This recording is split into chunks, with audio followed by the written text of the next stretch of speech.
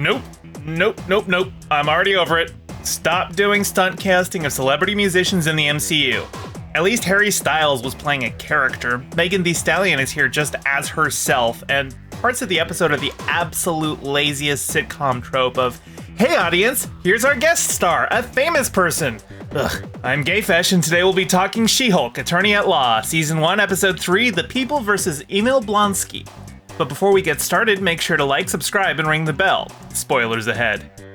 As mentioned, Megan Thee Stallion is in this episode, and at first it was not that bad. Dennis, the douchey prosecutor Jen worked with at the DA's office, he got catfished by a light elf shapeshifter into thinking he was dating Megan, and all we saw was a brief YouTube clip of Megan turning into the light elf. I was like, yeah, okay, I can deal with this. It's funny that Dennis thought he could pull a celebrity like that and got scammed out of $175,000, and the winning strategy was to have Jen take the stand and explain that he's so much of a dumbass he was actually fooled. All that is great. It's a funny B-plot. But then they show Megan in the courtroom, and then the post-credit scene is Jen taking her on as a client, and they have, I kid you not, a twerk-off in her office. I know Marvel tries hard to be lowest common denominator here, but this felt like I had accidentally turned on a 9th season episode of How I Met Your Mother. You know, the bad season where Marshall turns to the camera and introduces Boys to Men doing a musical number.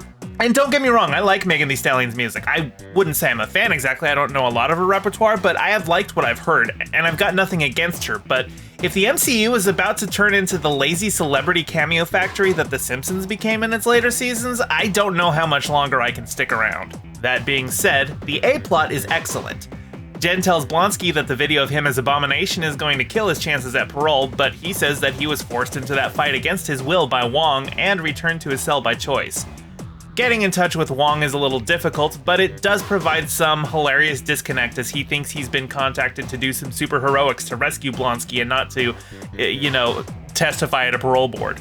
By the way, I should have brought this up last week, but when Blonsky mentioned his 7 soulmates from the prison pen pal program, my first thought was that it was a cover for being recruited for the Thunderbolts. But we see the 7 pen pals at the parole board hearing, and it looks far more like some kind of hippie cult. They still could be a front, but then again, there are a lot of people out there who just really, really want to bang a supervillain. Just look at all the serial killers who have correspondence girlfriends.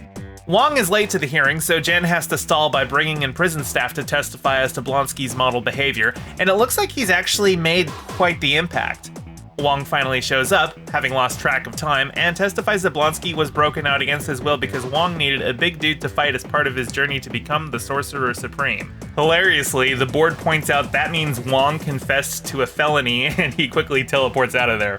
The parole board is convinced that Blonsky is ready to return to society, but are still concerned that he could become Abomination at any point and lose control.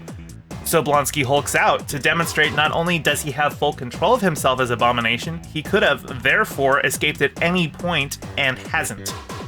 His parole is granted so long as he wears an inhibitor cuff to prevent him from using his powers. In the C-plot, She-Hulk has been blowing up on social media and news coverage. They hilariously even include that section of the Manosphere internet who are like, stop erasing our men! If you want a female superhero, get your own!